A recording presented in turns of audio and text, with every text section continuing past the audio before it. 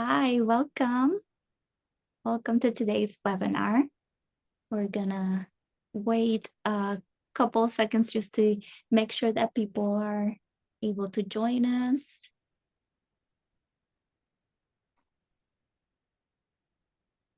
Welcome, everybody.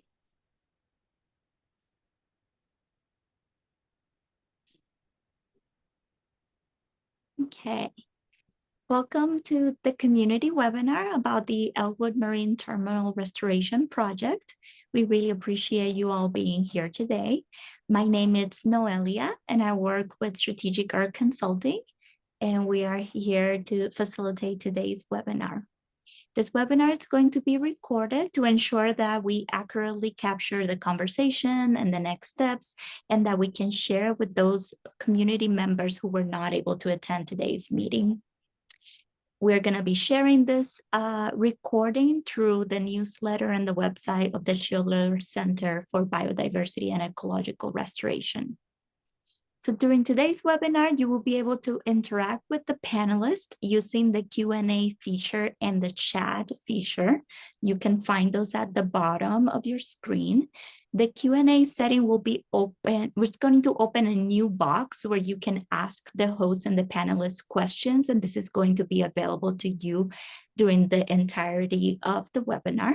The chat setting, it's not going to be active right now when we are going through the presentations, but it will be active during the Q&A section after the presentations. During the open Q&A section of the webinar, we want to encourage you to use your voice, and we want you to raise your hand. That's another setting that it's at the bottom of the screen, and that's going to let us know that you want to ask a question or make a comment, and that at that moment we will unmute you so that you can speak with the panelist. And if at any moment you have any technical difficulties, please contact Bree Goodwin via email or through the Q&A section. You can definitely send her a message through that as well. So next slide, please. So today we want to start the meeting by sharing and identifying some meeting agreements to honor and respect each other's time and space. We want to remind everybody to be kind and respectful, to make space for all the voices in the room. The comments should be focused and concise to make sure that there's space for all attendees to participate in the discussion. We want you to contribute to making this a safe space for open dialogue and exchanging ideas. Personal attacks or hurtful comments will not be tolerated, and if conflict arises, the facilitation team will address them as needed. We want you to approach the discussions from a place of diversity and inclusion, considering and valuing the voices and perspectives of each member's respective constituencies and organizations and communities. We want you to listen for understanding, acknowledge and seek clarification of others' perspectives, verified assumptions, and openly discuss issues with others who hold diverse views. Please be present and minimize actions that could be distracting to the discussions, and when necessary, identify any personal or professional conflicts of interest. Next slide, please.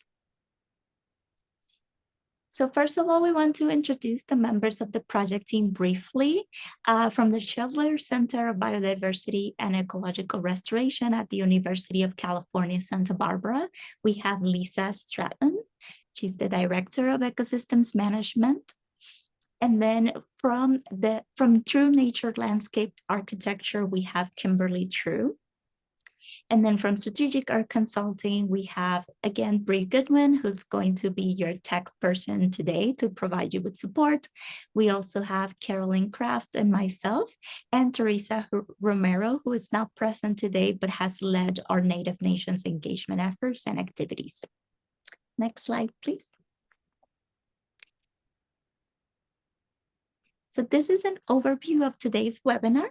Our objective is to share an overview of the restoration project at Ellwood Marine Terminal, provide highlights of the community feedback that we have received through various engagement activities, with Native nations, but also with the broader Santa Barbara community, and present a revised version of the public access and use plan based on this feedback that we have received from the community. During these brief presentations, please again use the Q&A feature. And then we will follow the presentations with a live poll and an open Q&A section of about 20 minutes or so to continue to gather your input and suggestions that can hopefully be incorporated into the future plan. During this section, that's when we want to encourage you to either use the raise hand, the Q&A, or the chat features that will be available to you. And then please know that at all times, we will be monitoring the Q&A and the chat features and share out loud your questions as needed. Now I'm going to pass it on to Lisa, and she's going to get us started with the presentation and the project overview. Hello, everyone. Good to see most of you. Can't see any of you, but I'm glad you're here from the list. As you know, we've been just excited to be removing the legacy of oil and gas in the region and restoring this historic high point for the community. This map shows all the areas that the Cheadle Center manages and tries to work toward restoring and raising funds for the community and for learning and for connecting to the Chumash culture as well. Makes up about 340 acres, and with this little additional 20 acres, we'll flip over into 360. Okay, next slide.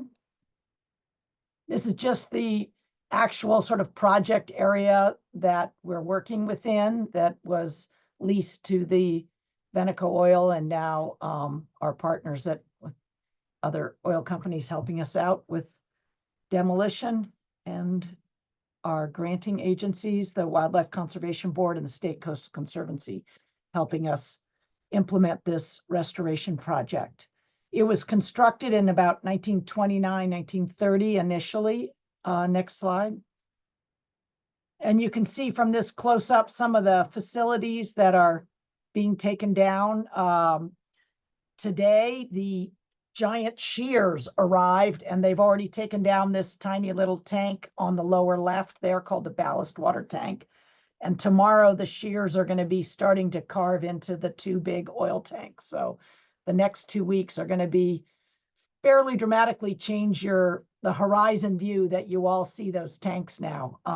So that's the telephone poles on the site are all removed now, and the pampas grass is gone, which you'll see in the next few pictures. Next slide. Here's just a few shots of pre-project status. Next slide.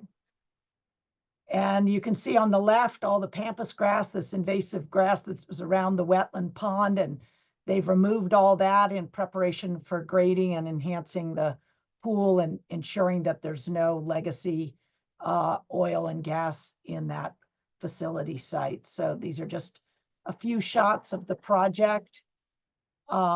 Next slide.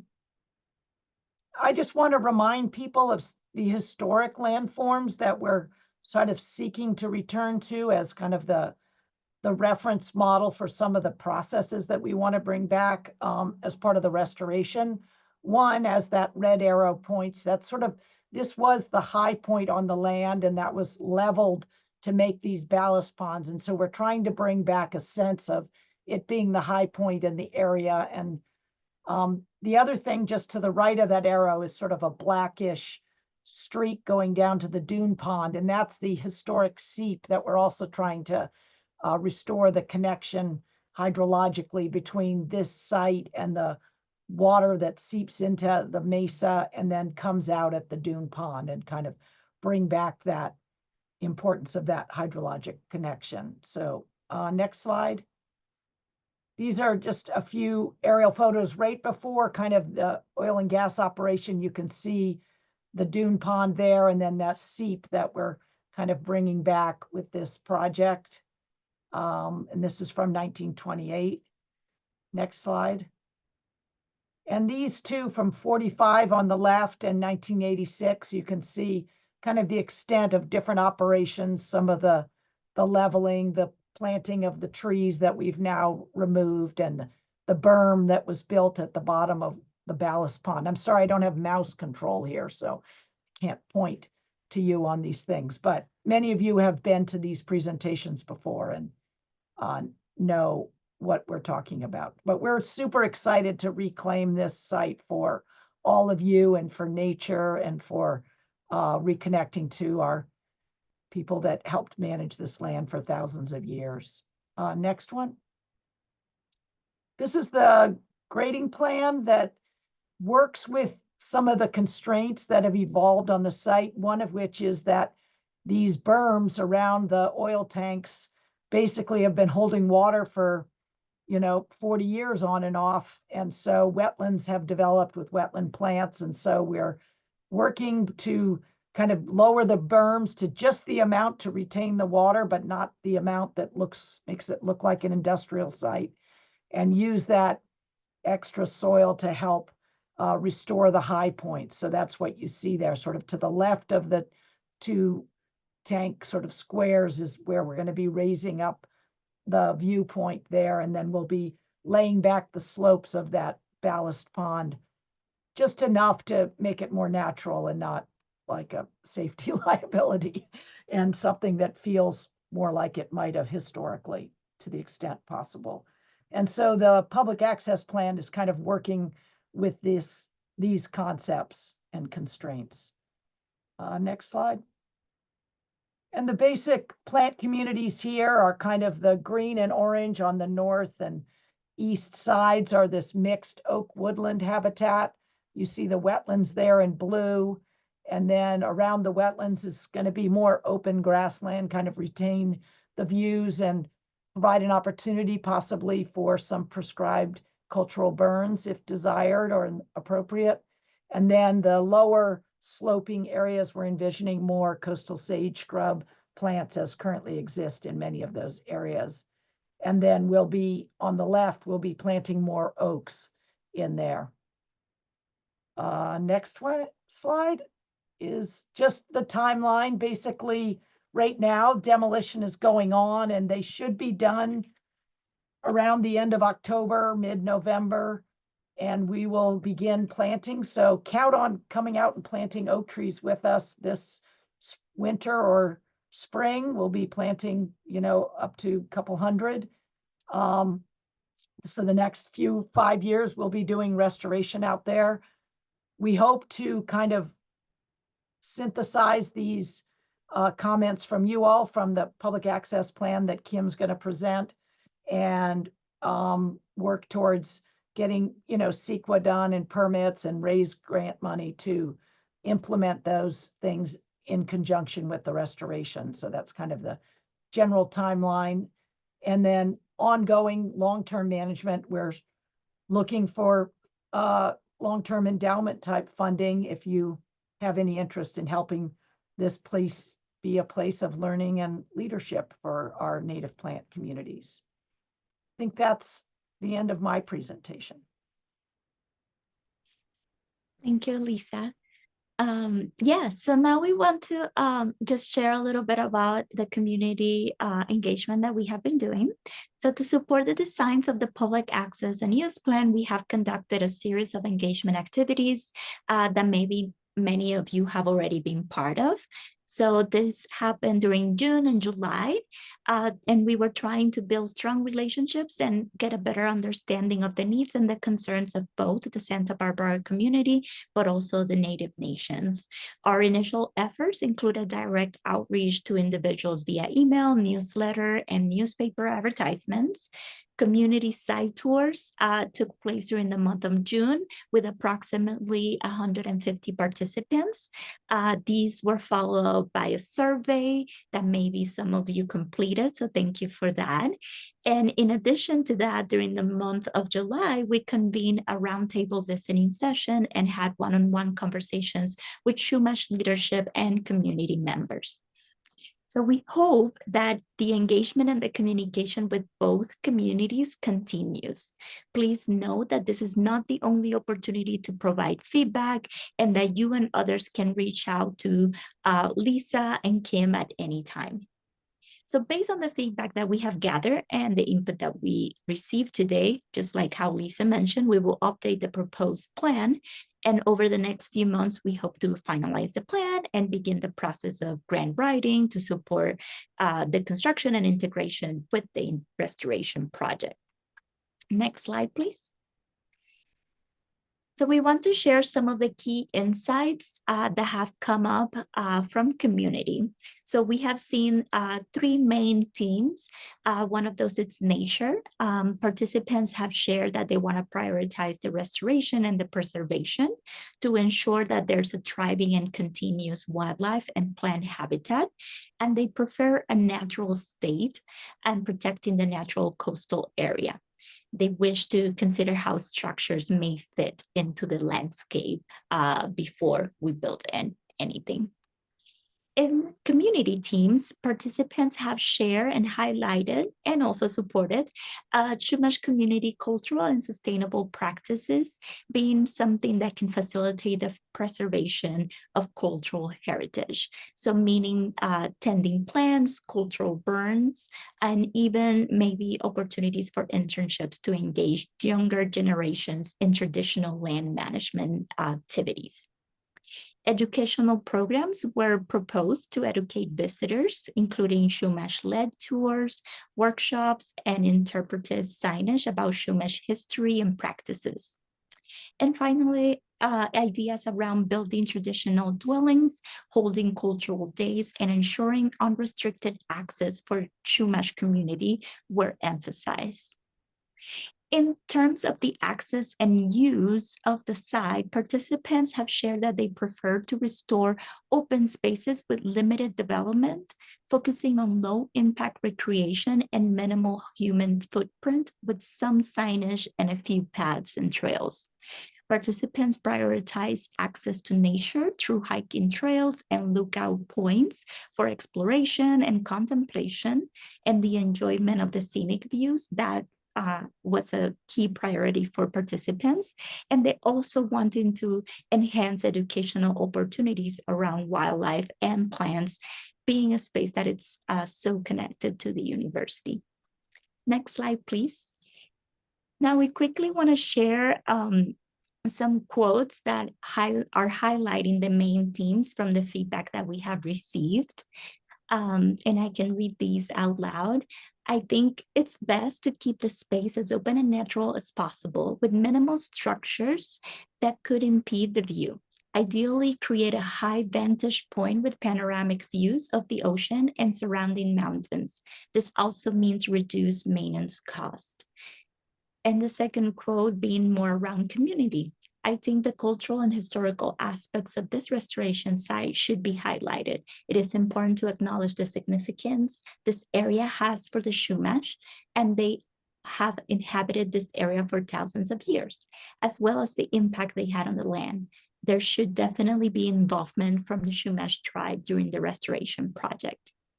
So these kinds of codes were things that people shared with us throughout the survey and through all the other activities that we did. So now I'm going to pass it on to Kim, who is going to sort of present us with the Restore Site Public Access Plan and tell us more about how we have incorporated these into the plan. Kim. Hey, great. Thank you, Noelia. As we've worked through the public outreach process, we've heard a clear message that nature should be the shining star of this restoration project. And we've received a lot of interest in having strong Chumash presence at the site. So I've named this fifth concept for the public access part of the plan, Restore Nature and Culture. This plan provides a simple trail network focused on educating the public about the site's nature and cultural heritage. There's space here for both habitat restoration to honor flora and fauna, alongside space which can be used for current and future residents to learn and share Chumash cultural practices. So let's take a walk through the site plan. Next. First, I'd like to review the trail types that are proposed here. The thick dashed red lines represent primary trails, which are accessible to all visitors and can accommodate bicycles, pedestrians, equestrians, as well as emergency and maintenance vehicles. They're 10 feet wide and can be constructed of crushed aggregates like you see out at the North Campus open space on the primary trail system there. Secondary trails are a little more intimate, 5 to 6 feet wide. And they're one of the items we'd like focused feedback from the community on today. The secondary trails are proposed for several areas where we may want to consider excluding bicycle and equestrian uses in order to provide a quiet sense of contemplation, nature appreciation, and more introspective or educational experiences. So please consider this as we walk through the plan in more detail. The tertiary trails are the narrow, simple earthen trails meant for nature appreciation with pedestrian access only. So let's go ahead and review the plan. Next. Okay, as we approach the site from the northeast, we find the first primary trail sign and entry. Shortly thereafter, we find a secondary trail leading to the gathering area. A bike rack is proposed at this location, along with a ceremonial gate, which can close off this section of the trail when there are events or ceremonies occurring at the gathering area.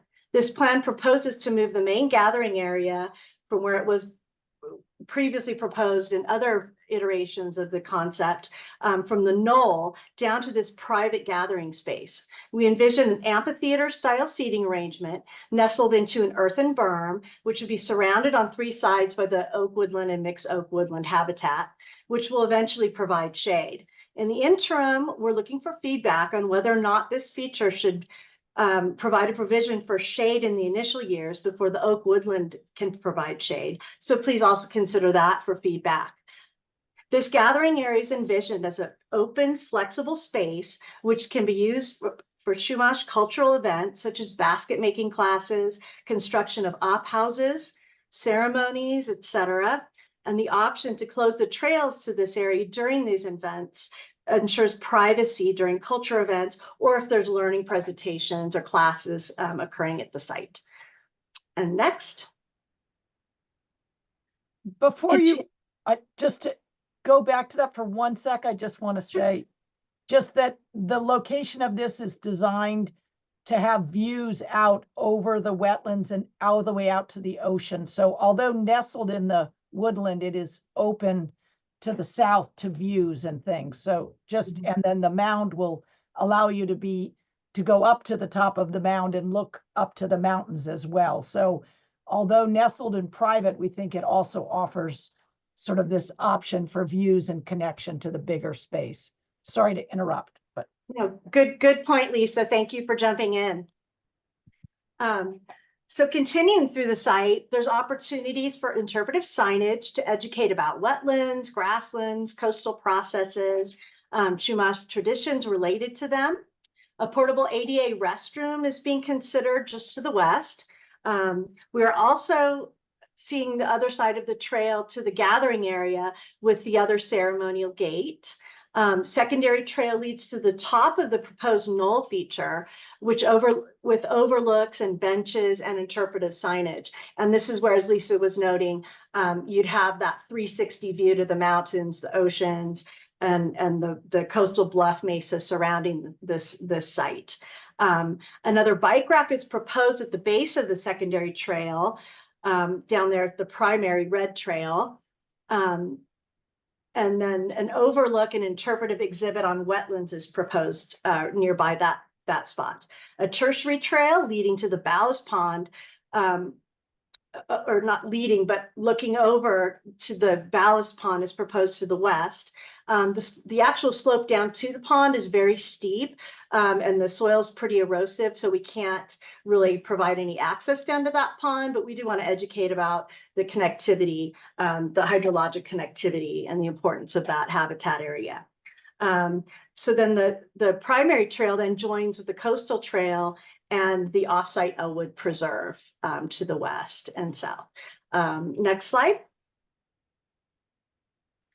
So this is a new part of this project that we're considering and would like feedback on, because we did receive a lot of input requesting boardwalk and beach access, asking if there was going to be a good way to get down to the beach.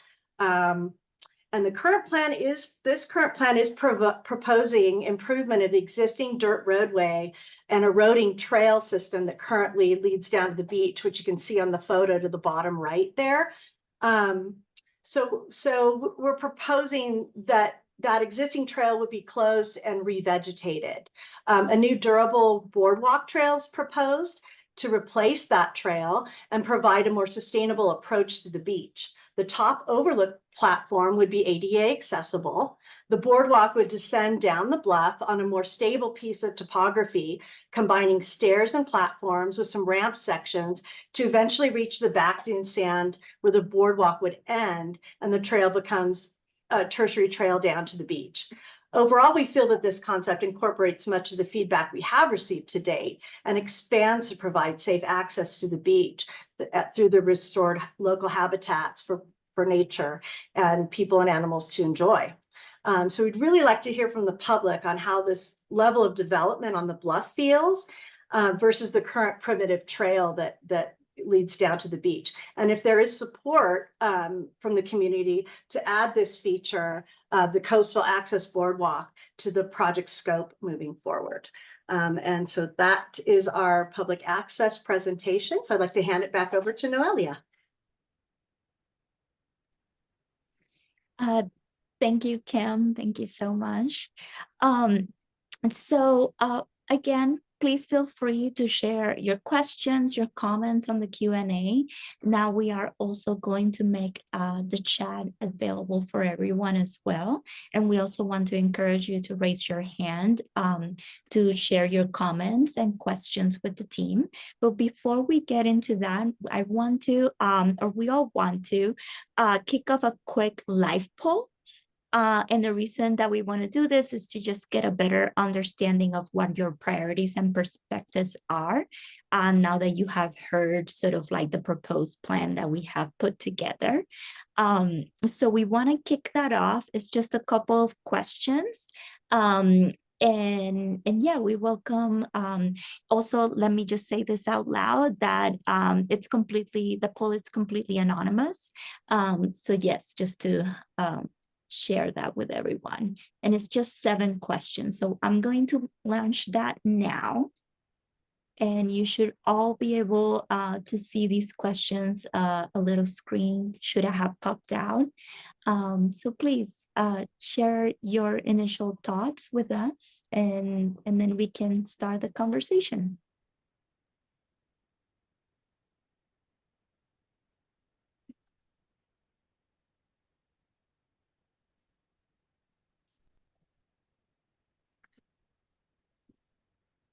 And again, if you're having any technical difficulties with the poll, please let us know as well.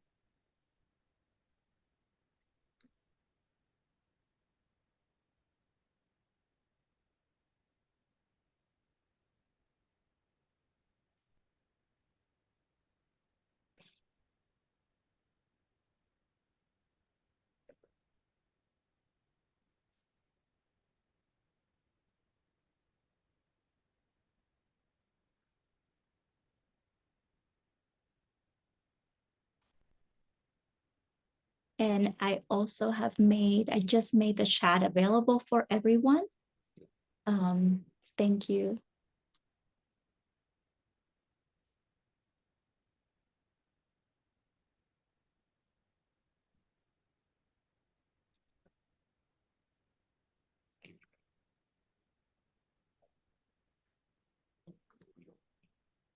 We are gonna leave the poll open for like an additional minute. It's just like a quick way for us to get a sense of how folks are feeling about the features that Kim just walked us through.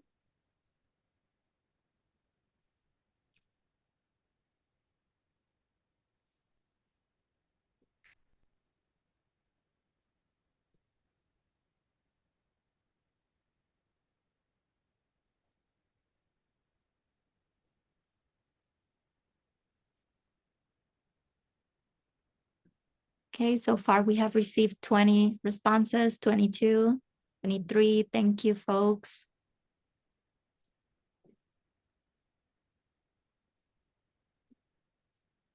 And just a reminder that this is the draft of the proposed plan. So this is a great opportunity for you to share your concerns, your questions, if you need to clarify things. This is the best opportunity for that.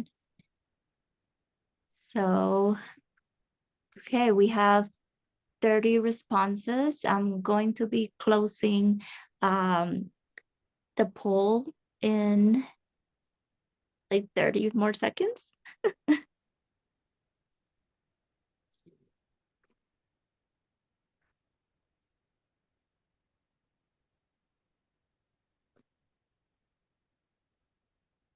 I also see a couple of questions coming on the Q&A, and we're going to go through those as well.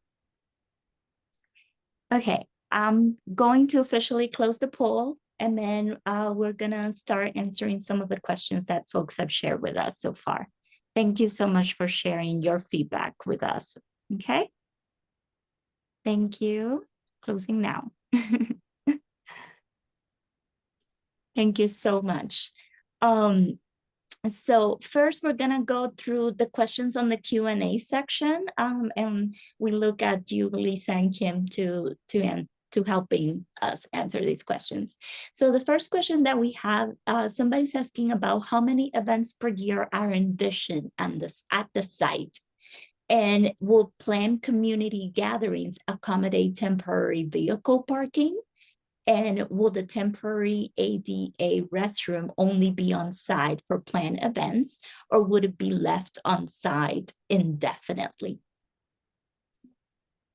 I'd say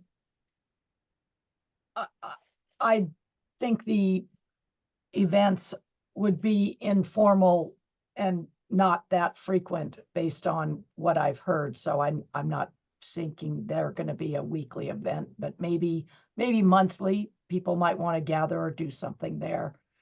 I think we'd only allow vehicles for people that really couldn't get there otherwise. So we definitely do not want to have a lot of vehicle traffic on that road as there is right now during the construction. I know that's happening. And the question about the porta potty / bathroom facility idea is whether people think we should put a semi-permanent porta potty out there like we have at the North Campus open space parking lot, sort of in a pretty box, but it would be by the road, so it would be visible because Marburg would need to maintain it. So the thought was maybe it would have like a code and you could become a friend of North Campus open space and get the code, and that way everyone who regularly uses it could have access, but it wouldn't maybe get trashed by random people.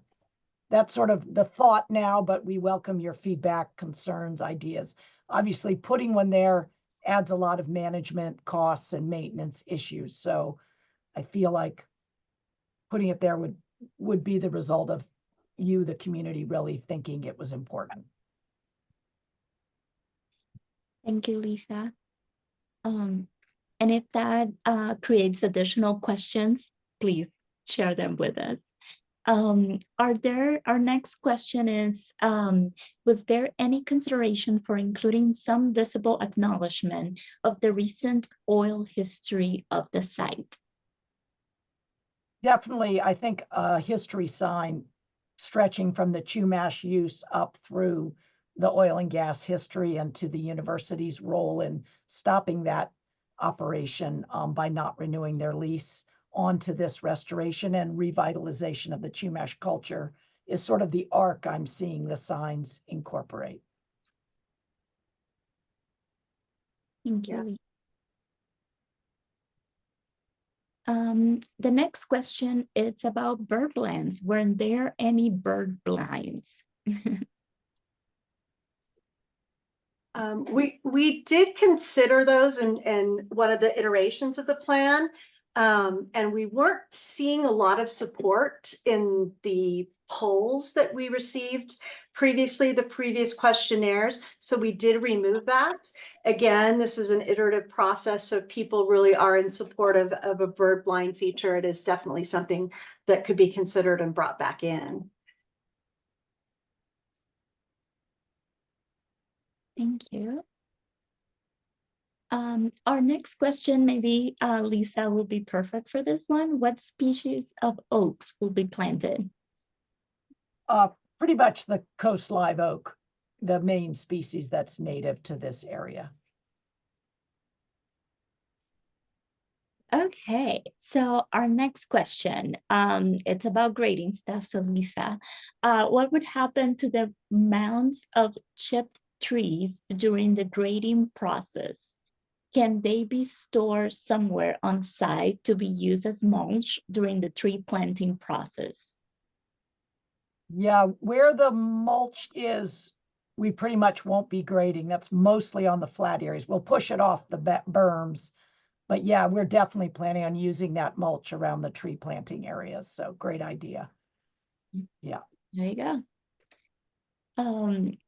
Our next question, is it really necessary to allow equestrians on the primary trail? I don't think it's necessary since they have the paved alternative route. So if that's something of concern to people, I think it's fair to keep them on the route that they currently have access to. But we can discuss. I haven't heard from any particular horseback riders yet about their priorities. Okay. So somebody is concerned about e-bikes, even on primary trails. Will they be allowed? Will any bike be allowed on the secondary trail or only on the primary trail? We prefer bikes and equestrian only on primary trail. Thank you for that feedback. I think we'll keep considering all the feedback, but that makes sense. And I don't know if we can control e-bikes. We need a higher level action on that. Okay, our next question. Any consideration for snowy plower issues in the boardwalk and beach access stairway proposal? We're trying to maintain the existing access point to the beach, which occurs at the edge of the existing plover boundary where the nesting areas is. So there's already sort of an access point through through to the coastal strand at that location. So we're not proposing to alter anything there, and we certainly wouldn't want to do anything to disturb the habitat. So we do have that bike rack proposed at the top there, so it would only be pedestrian down that boardwalk and then the overlooks. So really trying to maintain that and really stop the existing coastal erosion that we have going on there. That's another driver of this. Do you have anything else you want to add, Lisa? I would just say the concept of these view platforms may actually allow people to experience the beach without going through the plover area. So by creating a comfortable place for people to feel like they're at the beach without being at the beach, maybe we can help protect the plovers a little more, assuming, obviously we don't want any food resources or anything that would, no trash cans or anything that would attract crows or seagulls or other predators. That would be something we should consider, I think. Okay, our next question is, who will manage the schedule for cultural events activities? Different cultural groups may want to use the site at the same time, which will add to already existing problems. I think from our roundtable, we came up with the idea of kind of creating a collaborative team of people who would review the applications of Chumash community members for use and work it out amongst themselves with our support. So hopefully those conflicts will be minimal and we can create a space that invites collaboration, but you know, nothing's perfect in this world. Yeah. So I have a question from the chat. So is this project going to be impacted by the Refugio pipeline project currently being pushed through for a renewal or of drilling on the coast? No, we are, because this is no longer, the reason they're pushing for that pipeline is that this way to get oil out of the coast is closed. So no, that no lines will be coming to this site or affected by it directly. And this goes, this next question also touches on the snowy plover. And I'm just gonna call it out loud and see if maybe we already answered it before or if we need to add some information. Are there any snowy plover nesting sites at the beach, assuming trails lead there? Yeah, I think just that the trail already goes there that we're proposing to use. So we're trying very hard to reduce any fragmentation of Coal Oil Point or the beach through this design. So another question. So the recent oil history will only be alluded to via signs. What about using the footprint or a portion thereof from one of the tanks for a new structure that's proposed? That would Go ahead, Lisa. interesting idea. I mean, would be in the middle of a wetland, so. Yeah, that's what I was thinking. There's wetland right there, so that might not fly from a jurisdictional standpoint. But we have discussed potentially salvaging some of the doors and the gate valves and some of the pieces and making benches out of them or doing some sort of a something, you know, incorporating parts of the tanks into public access features. So we have bounced that idea around. We have not heard that one. Oh, that's a new one. We'll definitely have to think about that. Yes. Another question from the chat that it has also been shared on the Q&A is, how will you prevent vandalism and theft? Perhaps zero infrastructure or very limited will be ideal. I feel overall we've been we've had very little graffiti or damage to facilities so far, but this will be more remote. And I think that's an excellent point and should underlie all our thinking for here is how do we make sure we don't create an attractive nuisance or a challenge. So thank you for that input. It is important, I think. Yeah. Thanks. And just want to say that we got a comment in support of the idea of salvaging some components of the tanks, and that they're very glad to hear about that. So wanted to mention that. Another question that we have, and I know that this came up in some of the engagement activities that we conducted. So Lisa, you can probably share more light to it. Will there be trash and recycling on site? No. We try to not become a site that attracts trash. And if you brought it there, you should be able to take it away. And general lore in the world of land management is if you build a trash can, it will come. And then you'll get birds and rodents and everything else. So probably not.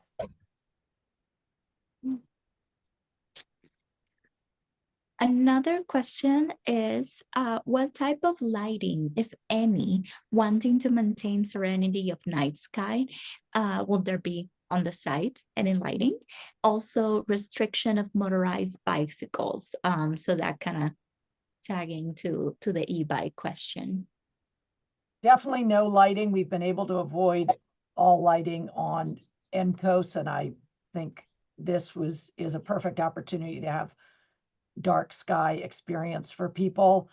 And I appreciate these comments about the motorized bicycles, and maybe we're coming to a point that we engage the UCSB, community in the management of those bikes in open spaces. So thank you for that comment, and we'll follow up on that and how campus has, if they have any potential to help manage that.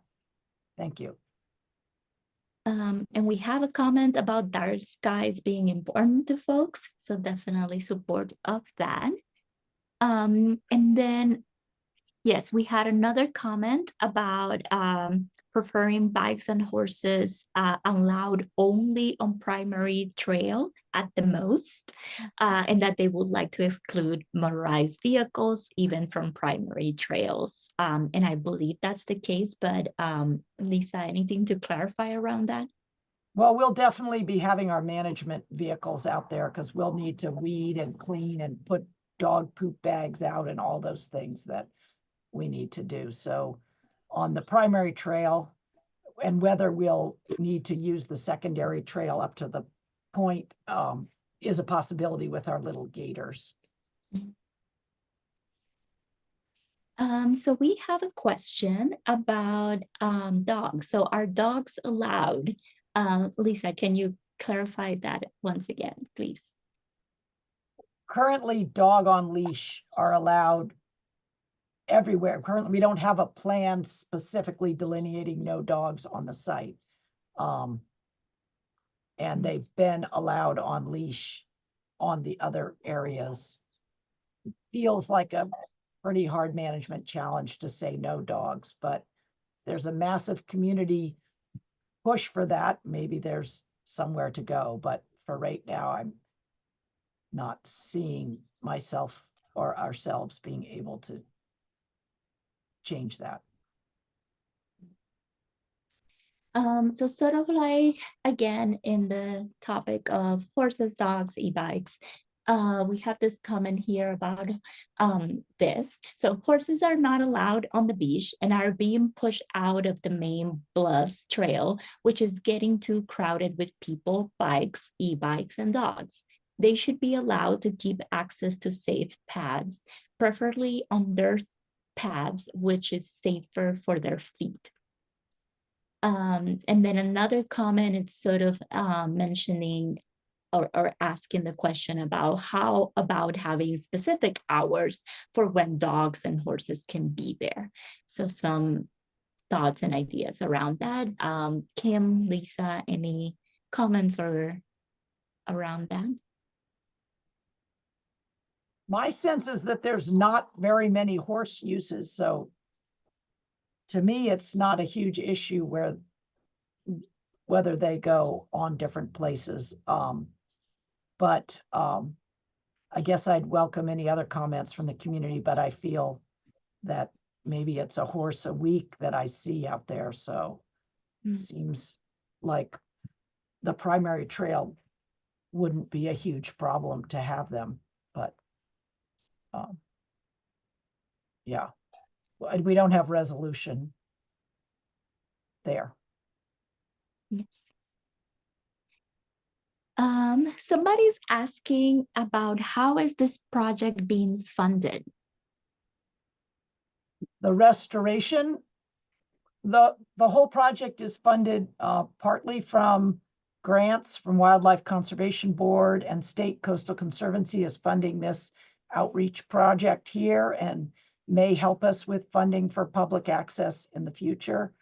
We have an agreement with the previous oil leasers of the land. The Veneco went out of business and conveniently declared bankruptcy, but previous users of the land or companies that bought those users are partnering with us to help fund the demolition and the fully funding the cleanup of any possible toxins in the soil. So they're sampling everything. So I think it's a pretty good partnership. And UCSB has funded a lot of all the CEQA, all the planning components. They've used their time and energy and stuff for that. So I think it's a good partnership for the implementation. And we're looking to the community to help with the long-term management and engagement of the community and learning opportunities on the site. And just to thank you, Lisa, for sharing that. Just to also comment on what you just mentioned about barely seeing any horses on the site or near the site.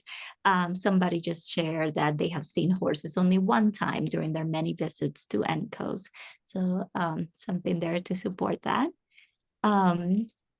And let's see, we have a question here. So the view towards the Goleta Valley, it's unique from this site. In addition to the ocean and islands views, is there a consideration to emphasize the view towards the mountains and the valley? Yeah, that is important. So the mountains and the valley from the high point will be very visible. I believe. If that's, maybe I missed something of the question, but yeah, the high point should have almost a 360. You will see the eucalyptus windrow to the west looking toward Ellwood Mesa. But those trees are all on their last legs, and we're planting oaks there, which will be shorter and possibly allow a view fully to the west or north, depending on how you think of our coast. And here I want to share a comment out loud. So thank you for the informative presentation. I think it is important to consider the geology of the site in restoration and education. Two intersecting fault systems help control the shape of the natural landscape of the area, including high points, seep, adjacent vernal pools, shape of Devereaux's slope. I hope I said that right. Maybe I didn't. And other features. The site is an exciting local example of the relationship of structural geology and geologic processes, habitats, and biodiversity. So very pleased it will be restored and accessible. Thank you, Wayne, for sharing that. Yeah, that's a great comment. I can't imagine it comes from anyone other than Wayne Farron, and I hope so. And I think we should definitely integrate those, that kind of bigger history of the site. So thanks. Yeah. Geography, it's the integration of all.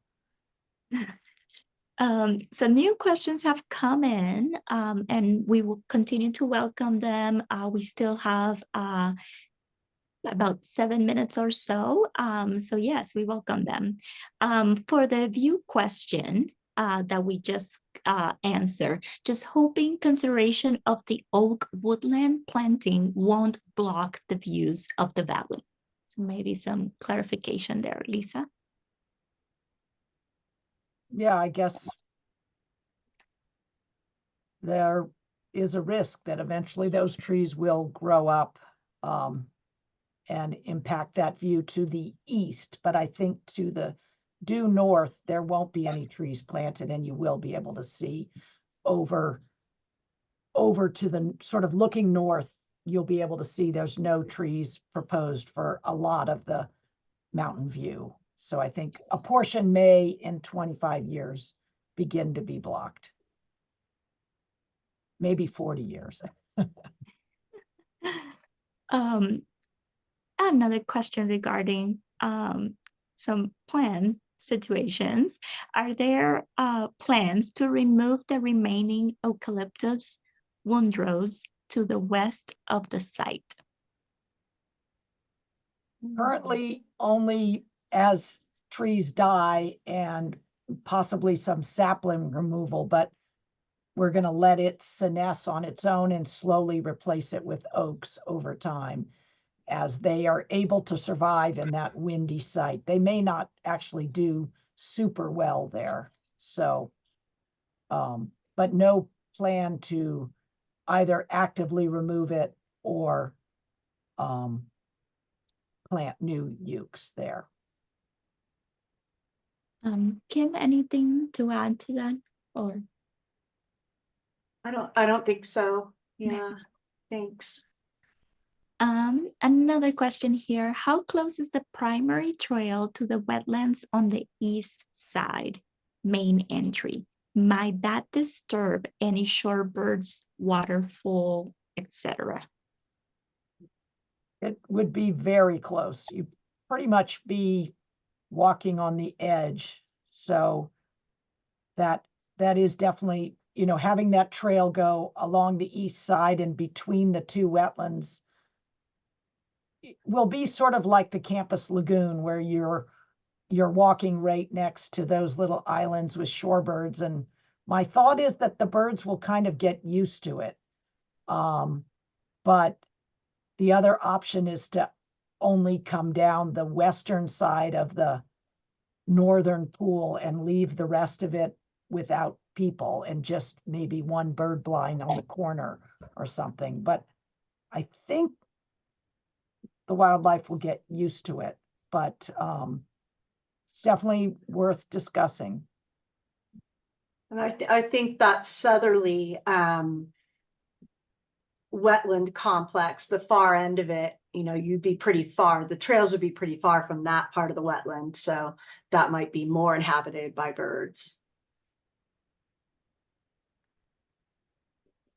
Okay, definitely giving us things to think about. Thank you, Yeah. folks. What are the plans for remediation of releases of contaminants, including petroleum-based chemicals, as well as any solvents discharged over the years? The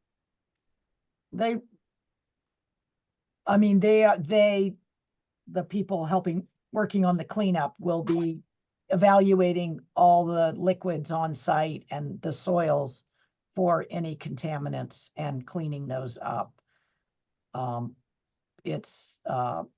So they're working toward that and committed to 100% remediation of anything. What wildlife do you expect will benefit most from the restoration other than birds? Bobcats or coyotes, reptiles? All of the above, I think.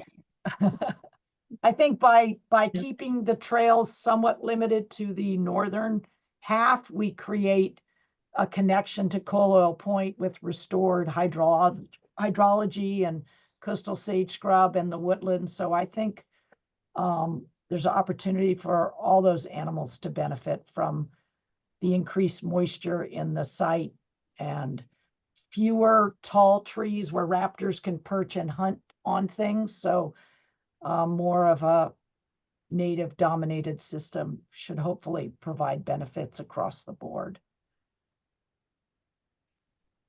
Yes. Thank you. Somebody sharing that insects will definitely benefit. And then we have an additional question or comment that it's saying, could part of the roof from one of the oil tanks be used for shade in the gathering area? The hexagon and pentagon patterns are naturally occurring in, I am not going to try to mention this, naturally occurring in a form of carbon. So this will be a way to acknowledge the site's former history, just a thought. So thank you for sharing that. Yeah, I have to tell you, that stuff is saturated with the smell of oil. And even though they've completely cleaned it, you wouldn't want to be anywhere near it. But the concept could maybe be integrated into the design. But we wouldn't want anything like that had oil touching it, I don't think, there. From my experience being near that roof. Thank you for sharing that, Lisa. But the concept's cool. Yeah. I like that concept. That's a really neat idea. Yeah. Thank you. So I'm going to pause here. We have about a minute left here together in this webinar. So I want to pause here and share a couple of things. Can we move to the next slide, please? Thank you. So thank you so much for all this feedback. We will summarize the key things that we have heard so far and that that we heard from all of you so far. And we look forward to continuing conversations with the community, and we encourage you all to continue to share your comments and questions with us via email. The email is right now on the screen. This webinar, again, it's going to be shared on the newsletter and also on the website for the Schindler Center. I do want to say that we did plan to have the panelists available for an additional 15 minutes. If anyone is interested in continuing to ask questions, continue to stay here with us, but you don't have to. It's just that we have that additional time.